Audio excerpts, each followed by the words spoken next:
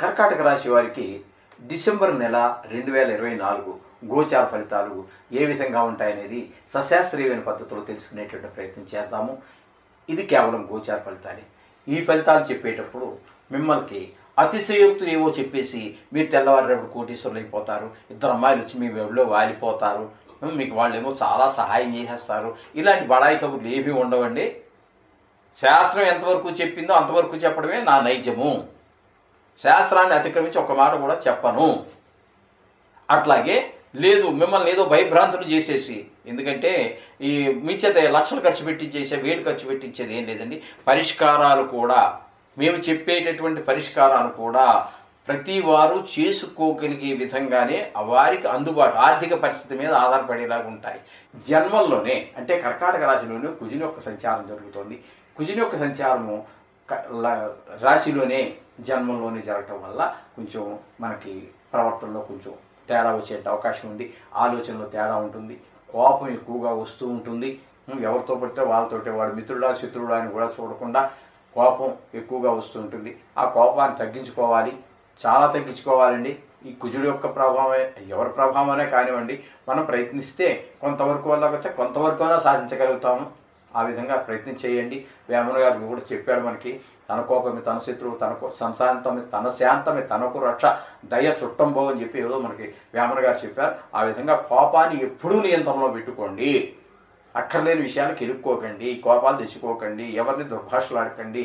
భాషను కూడా చాలా పొదుపుగా వాడండి, నాలుకను చాలా పొదుపుగా వాడండి. మీ గౌరవం కోటి రెట్లు పెరుగుతుంది. సంఘంలో, మీ ఇంట్లో కావచ్చు, సొసైటీలో కావచ్చు, ఈ విధమైన పరిణామాలన్నీ కూడా మనకి వస్తూ ఉంటాయి. ఈ కుజుడు వల్ల కొంచెం ఈ విధమైనటువంటి కొంచెం కోపం పెరిగేటటువంటిది, అలాంటి కొంచెం దుందుడుకు స్వభావం, మాట చేతలు కూడా దుందుడు స్వభావాలే ఉంటూ ఉంటాయి.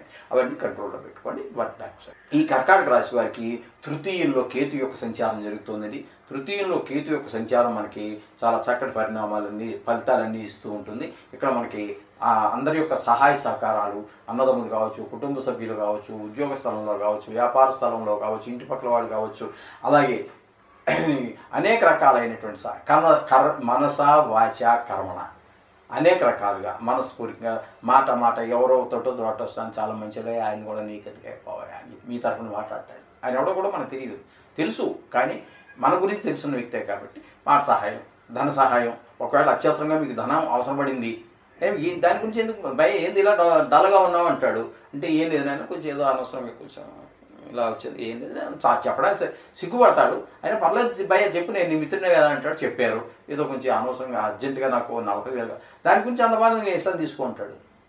అది కూడా మీకు మిత్తి లేకుండా, అంటే వడ్డీ లేకుండా ఇస్తాడు, తీసుకోండి, దాన్ని ఎంజాయ్ చేయండి. తర్వాత అంత మర్యాదగా ఇచ్చాడు, అంతే మర్యాదగా మళ్ళీ పూలు పెట్టేసి ఇవ్వండి ఆయనకి. మళ్ళీ అవసరం తీరిన వెంటనే మీకు చేతికి వచ్చిన వెంటనే కదా మీరు ట్రై చేసినా సరే మీ అవసరాన్ని కాదు పట్టాడు. ఆ విధంగా మనసా వాచ కర్మణ, అదే విధంగా మాట సహాయం కావచ్చు, కర్మణ కావచ్చు, ఏ విధంగా అయినా సరే మీకు సహాయపడతారు. వారి సహాయం ఎప్పుడు రుణపడి ఉండకండి. ఓకే, ఈ విధంగా మనకి కేతు వల్ల, తృతీయ సంచారం వల్ల మనకి ఈ విధమైనటువంటి మంచి శుభపరిణామాలన్నీ జరుగుతూ ఉంటాయి.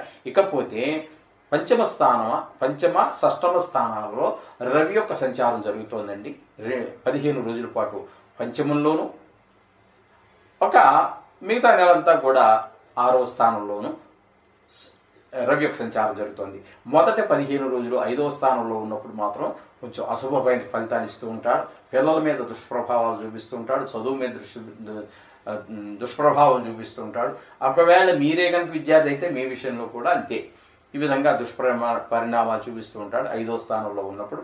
6వ స్థానంలోకి వచ్చాక తద్భిన్నమైనటువంటి ఫలితాలన్నీ కూడా మీకు మంచి ధనం రావటము, చేతికి అనుకున్న సమయానికి అనుకున్న ధనం చేతికి రావటము, అలాగే మనకి శత్రువులుగా ఉన్న వాళ్ళు కూడా కాస్త దగ్గర వచ్చి మాట్లాడుతూ ఉండడం.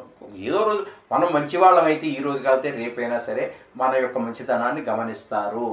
మనం చెడ్డవాళ్ళం అయితే అది గమనిస్తారు. అదేవిధంగా ఇప్పుడు దాకా మిమ్మల్ని సరిగా అర్థం చేసుకోని వాడు, శత్రువుగా భావించిన వాడు ఎవడైనా ఉన్నట్టయితే వాడు కూడా మిమ్మల్ని బాగా గమనించి మీకు అనుకూలంగా కొంచెం మిత్రుడిగా మారేటువంటి అవకాశాలు కూడా మిగతా 15 రోజుల్లో మనకి స్పష్టంగా గోచరిస్తూ ఉన్నది. అలాగే 6వ స్థానంలో బుధుని యొక్క సంచారం కూడా జరుగుతోందండి. 5వ స్థానంలో బుధుని యొక్క సంచారం జరుగుతోంది. 5వ స్థానంలో బుధుని యొక్క సంచారము అంత శుభప్రదమైనటువంటి ఫలితములను ఇవ్వజాలడు. అక్కడ కూడా ఆయన కూడా పిల్లల మీద ప్రభావం చూపిస్తూ ఉంటాడు, ఆదాయం మీద చూపిస్తూ ఉంటాడు. వృత్తి వ్యాపారాల్లో కొంచెం వెనకబాటుతనం ఉంటుంది, కొంచెం అనుకున్న ధనం చేతికి రాకపోవటము, వ్యాపారంలోనూ కూడా అనుకున్న ధనం రాదు. మనకి ఇవ్వాల్సిన వాళ్ళు కూడా సమయానికి మనకి ధనం ఇవ్వరు.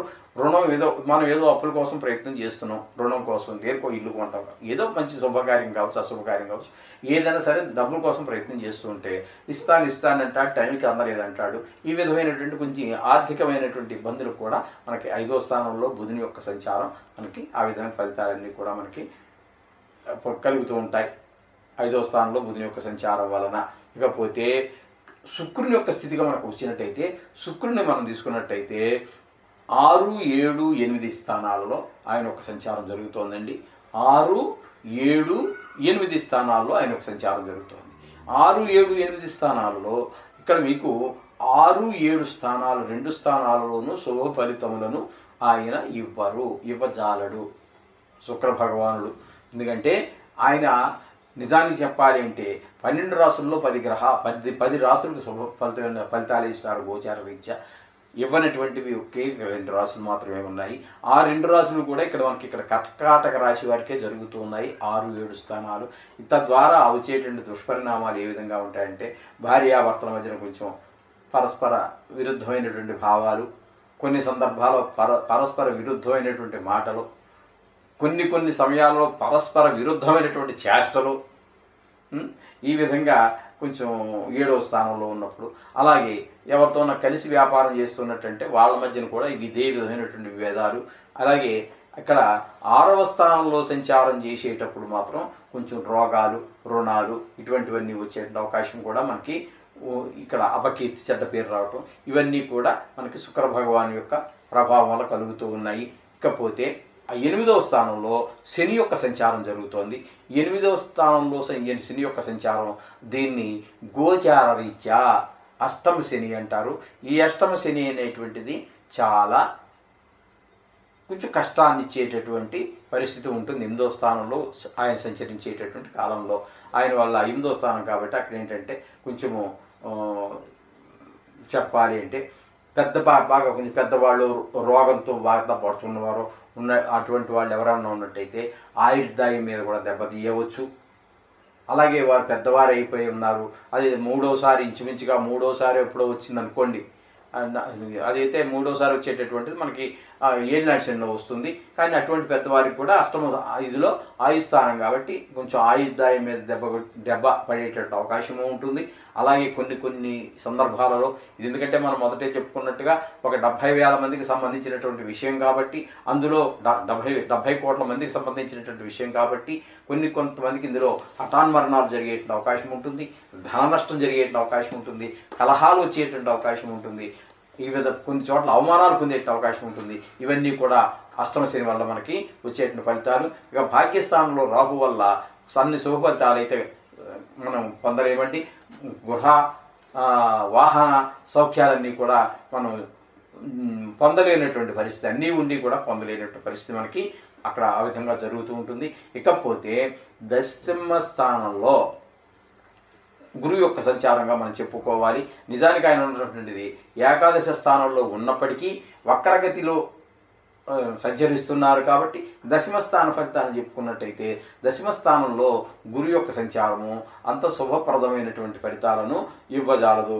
తద్వారా మనకి ఏంటంటే కొంచెము అక్కడ మనం పనిచేసేటటువంటి జాగాలో కొంచెము మనకి అవకాశం సరి అయినటువంటి గుర్తింపు రాకపోవటము, కొంచెము ఇట్లాంటి కొన్ని ఉద్యోగ విషయంలో, వ్యాపార విషయంలో కొంచెం ధన నష్టము, అంటే ధన నష్టం కావచ్చు, లేకపోతే మనకు రావాల్సినంత ధనాన్ని పొందలేకపోవటము, శ్రమకు తగినటువంటి ఫలితాన్ని పొందలేకపోవటము ఇత్యాది కార్యక్రమాలన్నీ గురువు వల్ల జరుగుతూ ఉంటాయి. ఈ విధమైనటువంటి పరిణామాలన్నీ కూడా కర్కాటక రాశి వారికి జరుగుతున్నాయి. మనం ముందు చెప్పుకుంటున్నట్టుగానే ఏది ఏమైనప్పటికీ మనం ప్రతి క్షణము కూడా మనం దేవుడి యొక్క చేతిలో ఉన్నప్పటికీ కూడా మన ప్రవర్తన ప్రతి ఉచ్ఛ్వాస నిశ్వాసాలు కూడా మనం నవగ్రహముల యొక్క అధీనంలోనే జరుగుతూ ఉంటాయి. భగవంతుడు నవగ్రహాలని సృష్టించింది దానికోసమే. ఆయన అక్కడ రాసిన దాన్ని అమలు పరిచేటటువంటి వారు వీరే ఈ నవగ్రహాలే. కాబట్టి వారికి సంబంధించినటువంటి ఏదైనా పరిష్కారాన్ని మీరు చేసుకోండి.